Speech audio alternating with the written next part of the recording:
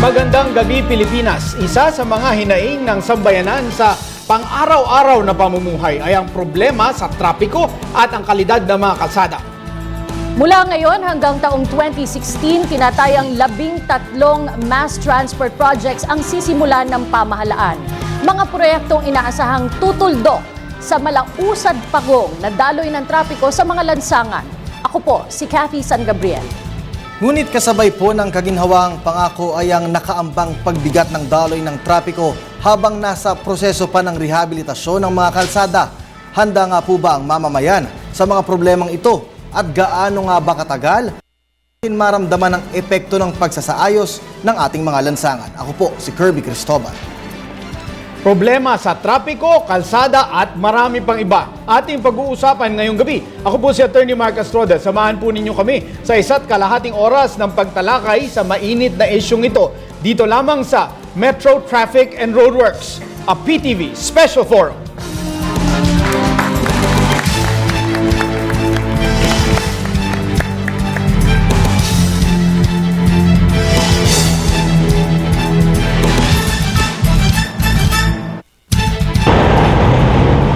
Problema sa trapiko. Ito ang isa sa mga pangunahing hinaing ng mga Pilipino. Kaya naman bilang pagtugon dito ng pamahalaan ay ang paglulunsad ng iba't ibang road construction at public transportation projects sa buong Metro Manila. Nauna nang inanunsyo ng Metropolitan Manila Development Authority o MMDA sa publiko na dapat asahan ang 13 proyekto ngayong 2014 hanggang sa susunod na 2 taon. Kabilang dito ang mga ginagawang road reblockings, paglalagay ng EDSA TAP flyover, maging ang pagsisimula ng MRT-LRT. Nariyan rin ang 26 billion peso Metro Skyway Project na naglalayong pagduktungin ang North Luzon Expressway at ang South Luzon Expressway na inaasahang matatapos sa taong 2017. At para naman sa mas ligtas na lansangan, ang bagong state-of-the-art traffic signalization system ng MMDA. Ito ay may kakayahang i-monitor ang halos 85 intersections sa Metro Manila at merong 25 traffic surveillance cameras. Ngunit sa kabila ng mga ito ay mararanasan ang mas mabigat na trapiko ngayon sa buong lungsod.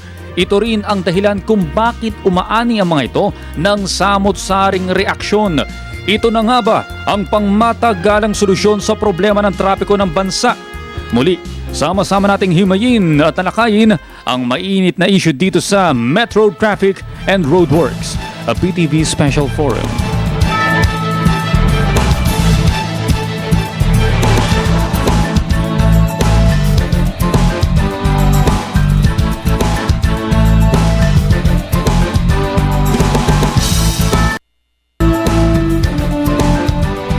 Muli isang magandang gabi Pilipinas. Mark, napakahalaga ng ating tatalakayin ngayong gabi ang pagresolba sa mga problema sa trapiko at yung mga rehabilitasyon ng ating mga kalsada. That's right. Ang pag-uusapan po natin kay talagang ramdam. It is a felt need. Hindi siya, it's a real need too, but it's something that you grapple with almost every day. Tapos meron tayong issue sa aksidente na napapabalita lagi. At siyempre, epekto nito sa ating ekonomiya. Ito kasing problemang ito, tama ka no, araw-araw sinusuong ng mga mamamayan, whether nagmamaneho ka or whether commuter ka, itong problema sa trapiko. Ano nga ba ang solusyon? At yun nga mga gagawing mga proyekto ng pamahalaan, sinasabi nga kailangan daw konting pasensya. Kailan nga ba matatapos itong pagpapasensya natin? At ito nga ba yung solusyon talaga sa usad pagong ng daloy ng trapiko sa Metro Manila? That's right. Kumbaga, mixed feelings ang ating taong bayan. Kaya dapat nating maintindihan ano po ang dapat nating i-expect. Doon dapat nating isipin. Yan ang aalamin natin mula sa ating mga panauhin ngayong gabi. Kasama po natin ang Assistant General Operations ng MMDA, Attorney Emerson Carlos. Good evening, magandang gabi po sa inyo lahat. Kasama din po natin mula naman sa local government side ng ating gobyerno, yung nagsusupervise ng ating mga local governments, lalo na dito sa NCR, mula sa DILG NCR, siya po ang Legal Officer, Attorney Rosalio Roque II. Good evening, magandang gabi po sa ating lahat. Inimbitahan din natin, Mark, ang isang panauhin mula sa DPWH. Sila po kasi ang pangunahing ahensya na in charge dito sa mga proyekto. Inaantabayan na natin ang pagdating nila maya-maya lamang. Samantala, dito naman sa kabilang banda, kasama natin, siya po ay isang local government unit and economic consultant, Attorney Edel Morales. Magandang gabi po. Kasama din po natin isang vlogger, ibig sabihin nagsusulat po siya sa internet, pero nagde-develop din ng mga web applications. Ginoong Juned Sunido. Magandang gabi po. And isa ring vlogger. Alam mo, napaka-powerful ng mga vloggers sa pag-shape ng public opinion. That's At right. ano nga ba yung sentimiento ng ating mga netizens tungkol dito, tinatawag nila itong Carmageddon. O, tanungin natin mamaya, no, mula sa isa pang vlogger, Flo Galindez. Magandang gabi rin po. At ang pwedeng asahan ng ating taong bayan dito sa ating Telebisyon ng Bayan Special Forum, laging may boses ng kabataan at laging suki ang mga estudyante mula sa Universidad ng Pilipinas para sa ating talakayan ngayong gabi, Ginoong Jethro David. Hello, good evening po. Okay, let's go! Bago pa man, Mark, umpisahan itong mga proyekto, ay nakiusap na ang pamahalaan, ang Malacanang, sa taong bayan na magkaroon ng pasensya. Dahil nga maraming mga proyekto ang uumpisahan at mula ngayon hanggang 2016 ay inaasahan nga na bibigat ang daloy ng trapiko dahil sa mga ito. Ano-ano nga ba yung mga Oo, proyekto, tingnan natin no? kung ano ba ang magnitude nito kasi syempre kailangan, kasi konektado eh. Alam naman po natin, merong nag-bog down na isang sasakyan in one part, hagip yung ibang mga lugar. Kaya dapat malaman natin how massive is the infrastructure, itong project, yung scale na ating pinag-uusapan. Siya ng pamahalaan ang involved dito. At yun nga, sa pagsasaayos ng daloy ng trapiko ay pangunahing ahensya, ang That's right. MMDA. Gaano na po ba ang daloy ng trapiko ngayon with the start of the road projects? Talaga bang tumindi lalo? And anong paghahanda, anong measures ang ginagawa ng MMDA? Well, dito sa unang phases ng ating road construction projects, so far, dalawa pa lang ang nagsisimula. Ito po yung advanced works dito sa ating Skyway 3. So, ang affected area dito would be Osmeña Avenue, dito sa May Manila, at saka yung sa May Macapagal Avenue habang ginagawa yung NAIA Expressway. So, nung nagsimula po tayo dito, nagkaroon po tayo ng massive information campaign and parang naging effective yata yung ating information campaign, yung ating information awareness sa ating mga motorista in the way na medyo hindi ganon ang congestion na naranasan natin sa mga areas na ito. In fact, ang sabi nga nila, mas maluwag nga nung nagkaroon po tayo ng simula ng mga proyekto, especially dito sa Avenue. So siguro tama po yung ginawa natin. We made the public aware dito sa ating ginagawa at maghanap na sila ng kanilang sari-sariling ruta. And yun nga sinasabi ng MMDA sa pamumuno po ni Chairman Francis Tolentino na magkaroon po tayo ng lifestyle change, konting adjustment in the way we move sa ating mobility so that makapag-cope tayo sa mga construction projects na ginagawa dito sa Metro Manila starting this year. Attorney Roque, napansin siyempre ng publiko na sabay-sabay ang ginagawa. May Skyway, may Link, may repair ng EDSA. Talagang sunod-sunod yung mga proyekto at parang isang bugso. Ano ang benefit na naging sabay-sabay ang mga proyektong ito? In the practicality side, you can see na pag nagkasabay-sabay, in the hopes na sabay-sabay silang matatapos kaagad. And of course, ang objective natin, kaya natin ginagawa ito is katulad nga sinabi ni attorney from MMDA, para maibsan po yung traffic natin. At kung sabay-sabay natin itong gagawin at sabay-sabay itong matatapos, hopefully, mas mabuti po yun para sa publiko dahil mas nating maibsan yung traffic nga sa ating Metro Manila. Natanong mo kasi Attorney Roque kung ano yung benefit sa taong bayan. Ano naman yung benefit sa ekonomiya, Attorney Edel Morales, nung pagkakaroon ng dagdag na infrastructure projects? And yung traffic, ano ba yung effect nito sa ating ekonomiya? Pag sobrang traffic, gaano kalaki ang nawawala sa atin? If you look at the macro, the traffic magge-generate siya ng above normal load ng flow ng vehicles. In the sense na, siyempre may loss opportunity tayo dyan.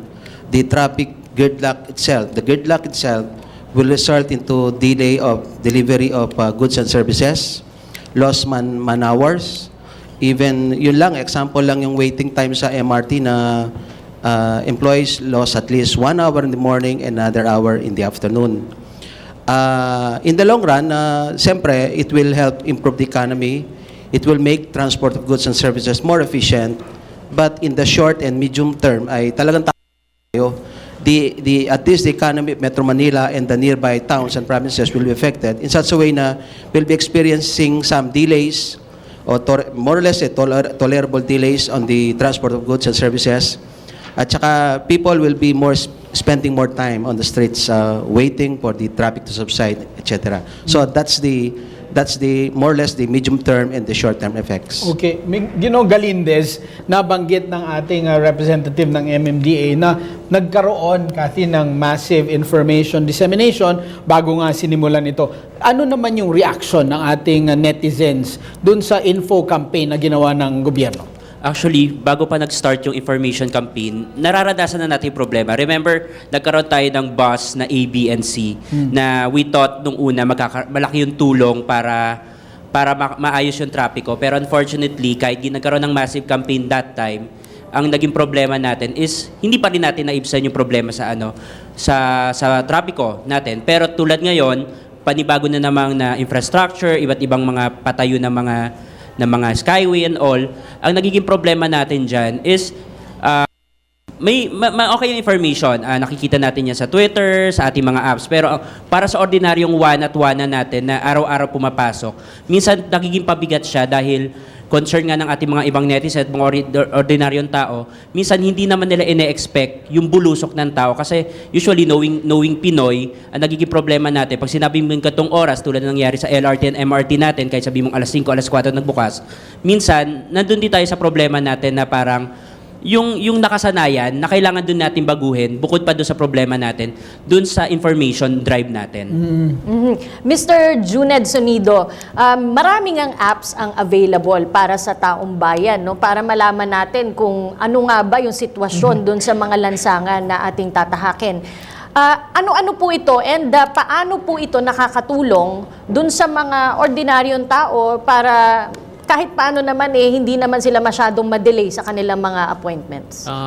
Meron dyan yung marami yan. Una yun, nandun yung Waze na app na pwedeng i-download yan sa anong smartphone, pwedeng Android or iPhone.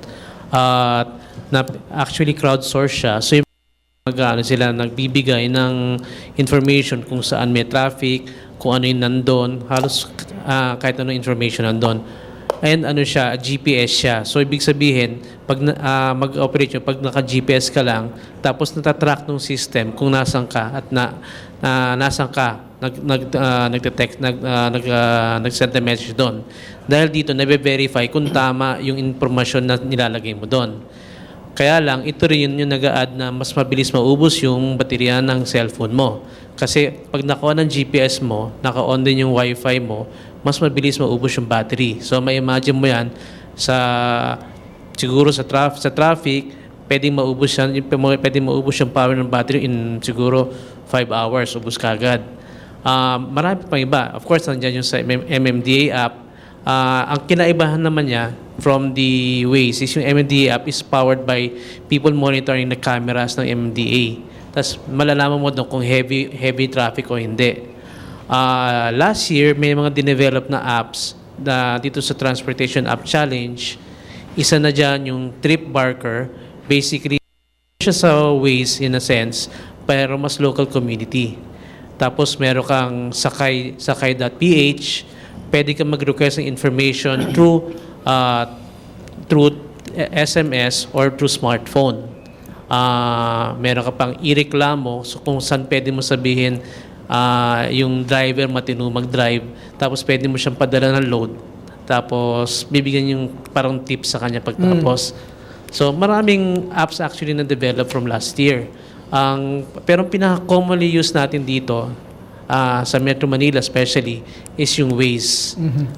Over 200,000 users na tayo sa Pilipinas sa Waze. Okay. Tanong ko naman kasi si Jethro David dahil isa sa sektor na talagang maapektuhan. Hindi lamang yung nagko-commute ng mga employees, pero yung mga estudyante. Jethro, ano ang iniisip ng mga paraan para makarating sa eskwelahan na hindi naman ganun katagal yung commute dahil may pagkakaalam natin meron sa Quezon Ave area, meron sa North Ave area na gagawin. Kaya Tsaka, expected na clog yung ditong Quezon Oo, City. idadagdag ko lang din yan, nagpa-propose ang SHED at ang DepEd na gawin days That's right. yung isang school week. So ano yung mga Ano yung sentimento reaksyon ng ninyo? mga estudyante? Ano yung paraan na iniisip para makakope?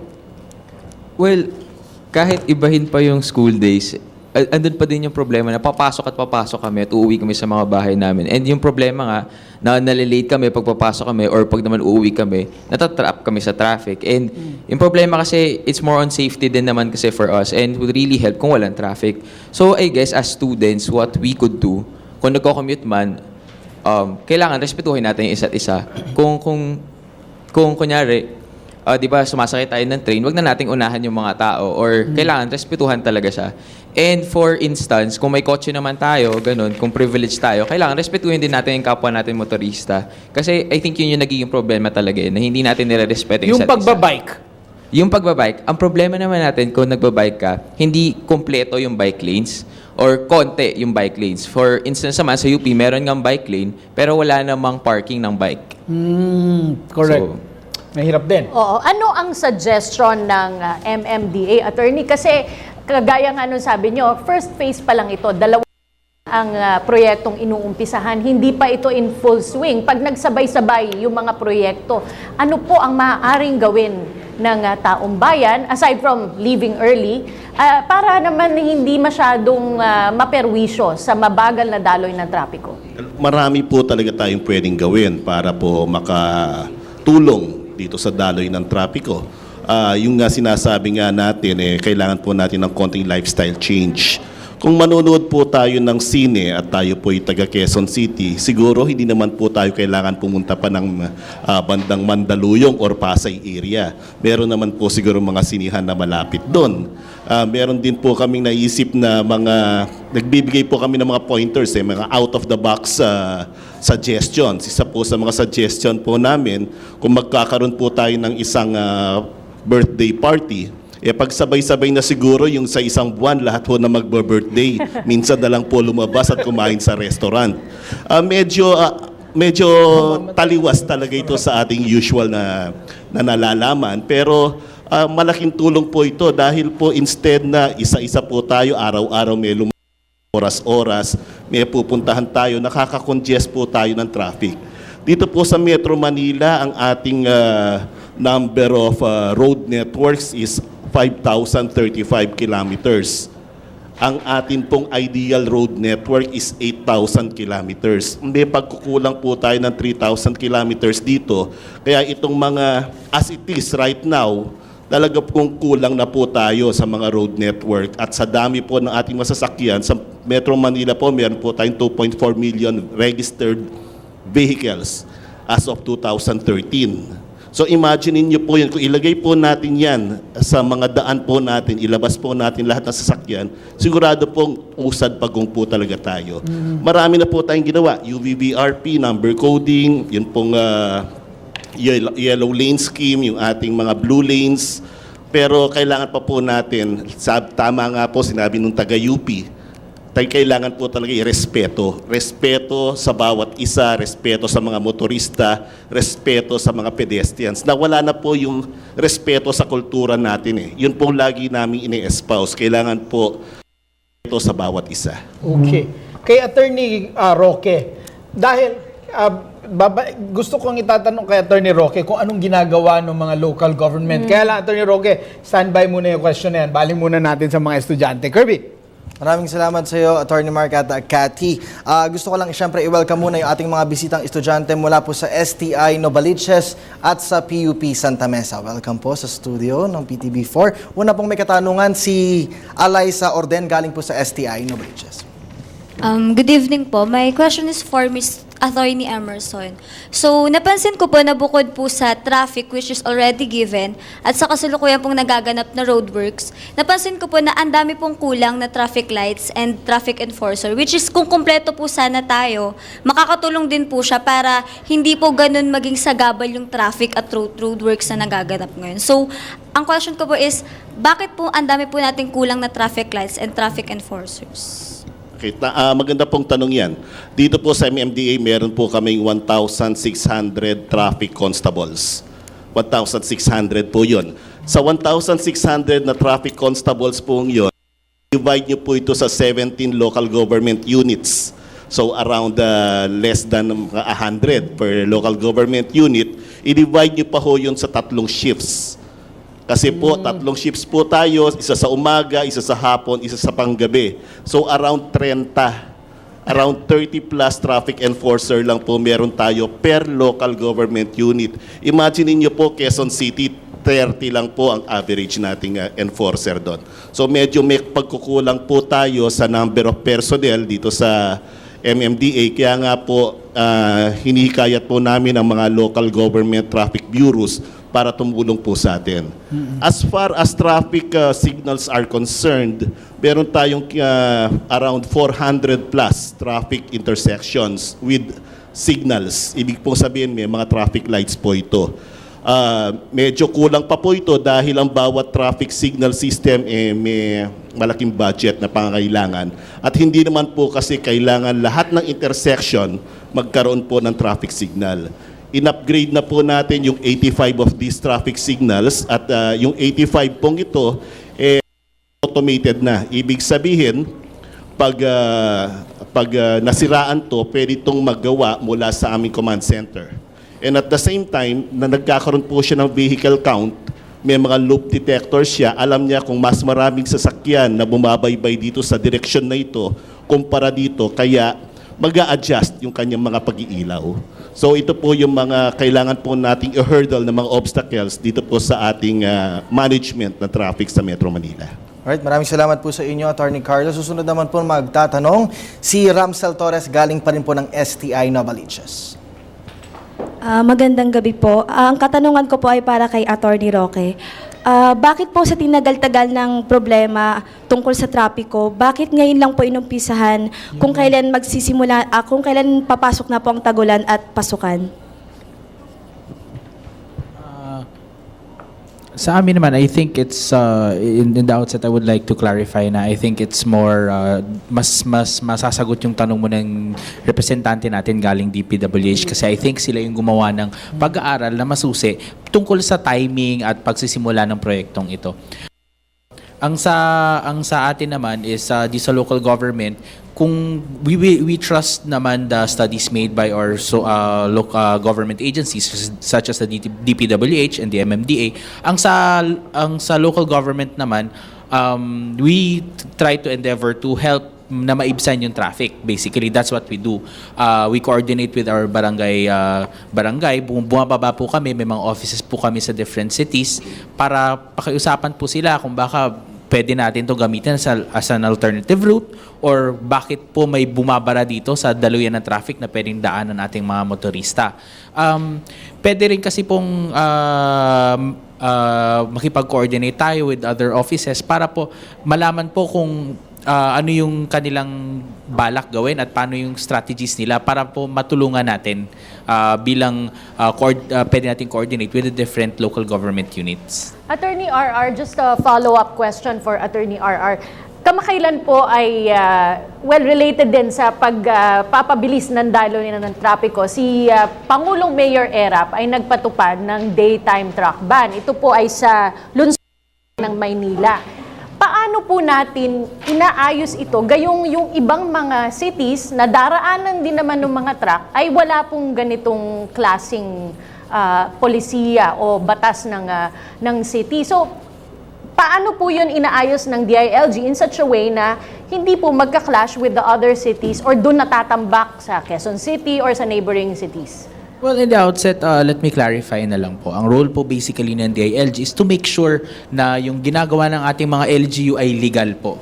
Now, whether it is an effective or measure, it's more on yun po sa gumagawa ng ordinansa mismo. Now, yung with regard naman po sa issue ng pag-spill over, yung nagkaroon po ng ilang pagpupulong actually, not just with the MMDA and Manila itself, but also it included the different yung mga cities, lalo na yung mga maapektuhan.